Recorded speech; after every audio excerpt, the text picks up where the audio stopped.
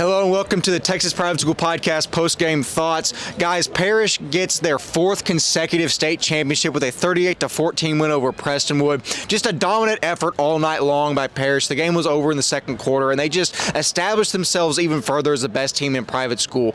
Walker, I mean, we talked before the game about the things that Parrish needed to do to come out and establish dominance early. Do you think they met all those criteria? Yeah, they definitely held the run game to be very, very good. They stopped, for the most part, the run game for Prestonwood. And, you know, the one thing that really, Parrish does so well is, you know, you might get them on a 3rd and 6, but then they hit you with a big play, and they kind of killed that morale for the other opposing team.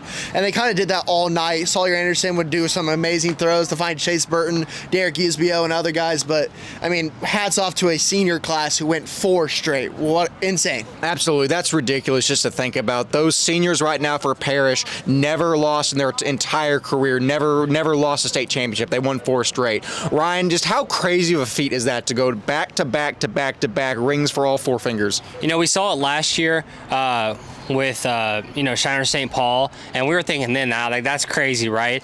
But you know, to do it in Division I out of all things, you know, that was Division IV, but to do it in Division I with such high level teams, such with college level guys that play, it's something special. And I think Parrish can finally, not finally, I don't even know what I'm saying. Definitely not finally. They've been on top for a minute, but I think Novikov is realizing right now that this team, this group of seniors, he's been with them and he's won all 4 championships with them. He was just telling us in the post-game interview as well that he really loves those guys, and he knew, I think he said June 6th, that this was something to work for and that they were going to get it done. And so you know what, it's December 2nd, and nothing's changed. They're still winners. Absolutely fantastic team. I'm going to put you on the spot a little bit here, Walker. Player of the night, in your opinion? Oh man, I'm gonna go Daniel Demery. I think the pick 6 really stopped the momentum for Prestonwood and kind of let Parrish be the champs that they know they are.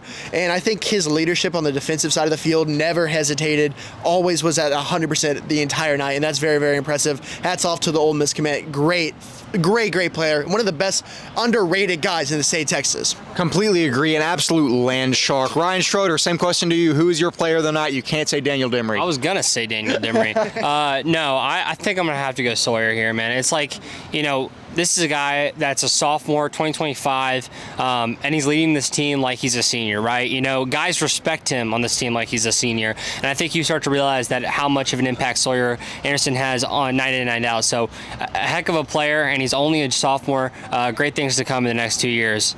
Definitely so. If I had to give one out, I'm going to say Chase Burton. Yeah. I think he was Sawyer's safety blanket all night. He's just such a solid receiver. It's fantastic to get to watch him play. I'm a little biased. I was a receiver back in my day. I'm going to gravitate towards giving awards to receivers. But in all seriousness, hats off to Chase Burton. Fantastic effort. But, I mean, that being said, that's actually going to wrap up our day 1. So, a great 2 slate of games. We will see tomorrow the D3 and D4 championship. I'm very excited for both of those. But with that being said, we'll see you tomorrow.